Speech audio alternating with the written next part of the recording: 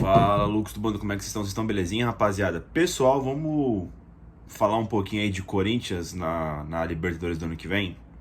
Rodada aí praticamente encerrada, né? Tem mais um jogo que é Fluminense e Fortaleza, mas para o Corinthians pouco importa esse jogo, né? Nas suas pretensões aí para tentar buscar a vaguinha na próxima Copa Libertadores. Mais do que isso, vaga na próxima Copa do Brasil, né?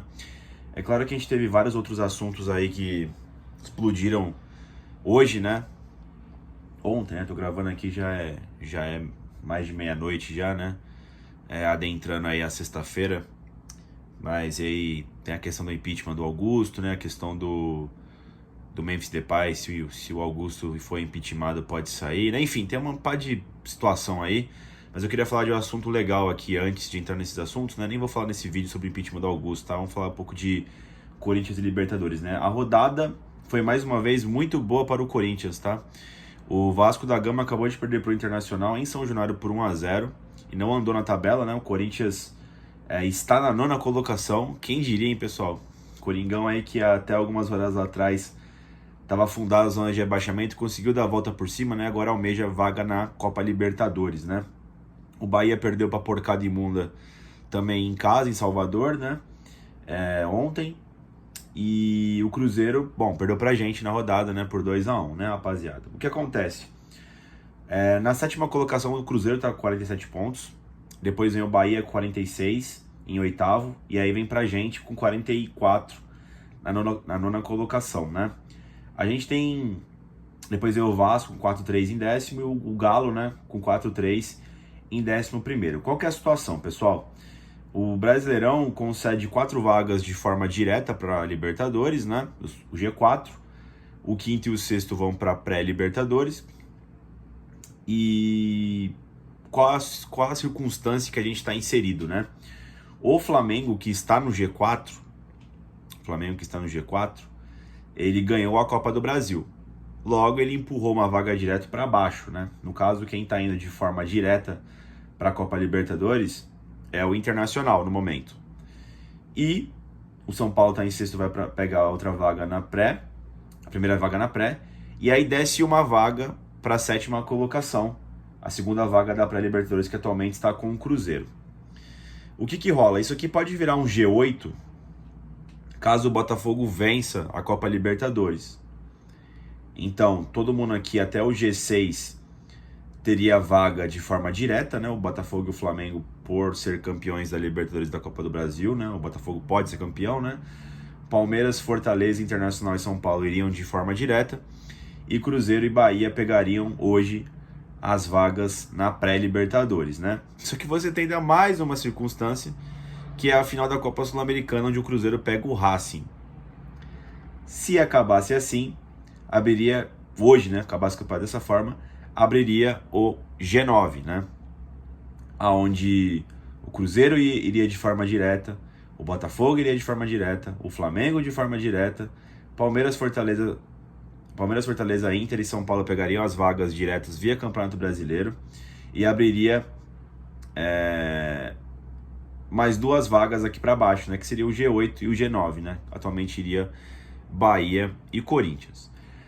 Só que, pessoal, eu não tô me apegando a isso aqui, a essas conquistas, né, desses times, porque eu acho que o Corinthians tem condições de por si só conseguir a vaga aqui no G, que atualmente é G7. O Flamengo não vai cair aqui posições e sair do G7, impossível, eu acho, nessas rodadas finais. Então é um G7 pelo menos até o final do Campeonato Brasileiro, né? E o Corinthians atualmente está a 3 pontos do sétimo, que é o Cruzeiro, né? Então a gente tem condições, sim, de buscar aí o Cruzeiro, né? A gente está a 2 do Bahia, de buscar o Cruzeiro por essa sétima colocação no atual momento vigente, né? Por algumas circunstâncias, né? Peguei aqui a tabela dos outros times e o que acontece, né? Também não é muito bom contar com o ovo no cu da galinha, porque se o Cruzeiro vence a Copa Sul-Americana, é muito provável que ele vai despencar na tabela, né? E se o Cruzeiro sair das 7 primeiras posições, não vai ter G9, né? Porque ele vai consumir uma das vagas e vai subir a vaga para cima, né? Enfim, seria G8 mesmo, né? Então tem que ver isso direitinho, né? Fora que o Atlético Mineiro tem condições de vencer o Botafogo e virar G7 mesmo, né? E o Galo tá fora da zona de classificação, né? Então, vendo isso, pessoal, e vendo a nossa tabela, tabela que importa, que é a do Corinthians, né? A gente pega no próximo final de semana o Vasco da Gama aqui em São Paulo, né? Eu acho que a gente tem condições de vencer. Depois, no sábado, a gente viaja, uma semana depois, né? A gente viaja e pega o Criciúma, dia 30, né? 7h30 da noite, lá em Criciúma. Depois, na quarta-feira, pega o Bahia, em São Paulo, e fecha o Campeonato Brasileiro contra o Grêmio, lá em Porto Alegre, né? O Corinthians ele tem condições de vencer esses 4 adversários, tá? Dado o atual momento do Corinthians e dado principalmente pelo atual momento dos adversários. O Vasco não vem bem, o Criciúma não vem bem, inclusive tá na zona de rebaixamento, o Bahia vem pessimamente, né? Claro que são 2 rodadas para pegar o Bahia ainda, né? Vocês podem mudar a situação deles. E o Grêmio também vem muito mal também, né, rapaziada? Então eu acho que a gente consegue pegar pelo menos uns 9 pontos, aí, uns 10 pontos. Não seria uma pretensão muito alta não, tá ligado, mano? Pensar nisso atualmente pelo futebol que o Corinthians vem jogando, num bom momento, né? E a fase dessas equipes, né? Que daria ali cerca de 54 pontos, né? Se venceu todos os jogos, dá 56. Eu acho que a gente conseguiria vaga na pré-Libertadores, né? De repente até vaga direta, né? Vai que, né? Já pensou? Todo mundo vence os campeonatos, aí o Corinthians chega em 7º ali, mano, e pega uma vaguinha direta? Não sei. Vai que, né? O importante é jogar a próxima Libertadores e o mais importante é jogar a próxima Copa do Brasil, que só vai conseguir vaga na Copa do Brasil conseguindo vaga na Libertadores, né? Eu vou explicar um pouco o motivo disso, tá? Porque eu acho que é importante jogar essas Copas no ano que vem. Bom, a gente sabe que é a tabela do Corinthians, né? Se você olhar a tabela do Bahia hoje, eu acho que é uma tabela tranquila também, tá? Que o Bahia não vem bem, mas é uma tarefa meio que de boa, mano. Acho que ao lado do Vasco, são as 2 tabelas mais tranquilas nesse final de Campeonato Brasileiro, né? O Bahia recebe no domingo, né, o Atlético Paranaense em Salvador, enquanto a gente pega o Vasco da Gama. Depois o Bahia pega o Cuiabá lá em Cuiabá, adversário acessível, o Cuiabá tá rebaixado já. Aí pega a gente, né, em São Paulo, e fecha o Campeonato Brasileiro contra o rebaixado com o Atlético Goianiense. Acho que o Bahia aqui tem grandes chances de, tirando o nosso jogo, vencer os outros jogos, né? Mesmo não vindo em boa fase o Bahia, né? Uma tabela tranquila do Bahia. O Cruzeiro tem uma tabela um pouco mais difícil. Já no final de semana ele pega o Racing, né, pela Copa Sul-Americana, e aí eu acho que aqui, qual que é a diferença do Cruzeiro, né? Aqui tem uma situação que ou o Cruzeiro vence a Copa Sul-Americana e dá adeus ao brasileiro, entra de férias, acho que vai despencar na tabela, ou o Cruzeiro perde para o Racing e eu acho que ele vai tentar brigar por uma vaga na Libertadores via Campeonato Brasileiro devido à sua posição atual no Brasileirão, né? Não sei se vai conseguir, o Diniz não faz um bom trabalho no Cruzeiro e geralmente quando os jogadores perdem esse tipo de final, né, acabam desabando mentalmente e moralmente, né, rapaziada? Mas ó, o Cruzeiro ele pega o Grêmio em Minas Gerais. O Grêmio, embora não venha bem, é o Grêmio, né? Depois do Cruzeiro vai a Bragança Paulista encarar o Bragantino, que não está bem na zona de rebaixamento, então deve ser um jogo complicado, que o Bragantino vai dar suas últimas cartadas aí em seus mandos, né? Pega o Palmeiras, recebe o Palmeiras em Minas Gerais, jogo dificílimo, né? O Palmeiras brigando pelo Campeonato Brasileiro, pelo título, né? E fecha a sua participação no Campeonato Brasileiro contra o Juventude, lá no Rio Grande do Sul, que também deve estar brigando até o final para não ser rebaixado. Eu acho a tabela do Cruzeiro bastante difícil, tá, rapaziada? Então acho que a gente tem condição de ficar na frente do Cruzeiro nessa reta final. E tem também o Vasco da Gama, né, pessoal? O Vasco também que não vem bem. São 2 derrotas consecutivas, né? Na verdade são 3 derrotas consecutivas. Perdeu pro Botafogo, perdeu pro Fortaleza e perdeu pro Internacional. O Vasco pega a gente agora em São Paulo. Depois recebe o Atlético Goianiense em São Januário, jogo acessível. Recebe o Vasco da Gama também, o Atlético Mineiro em São Januário. Vai depender muito da moral do Galo também, se venceu ou não a Copa Libertadores. Porque isso aqui é um jogo depois da final da Libertadores. Acho que nas 2 situações o Vasco é muito favorito. Se o Galo vencer, obviamente vai vir com o time reserva pegar o Vasco. E se o Galo perder, não sei se vai estar mentalmente forte para pegar o Vasco no São Januário.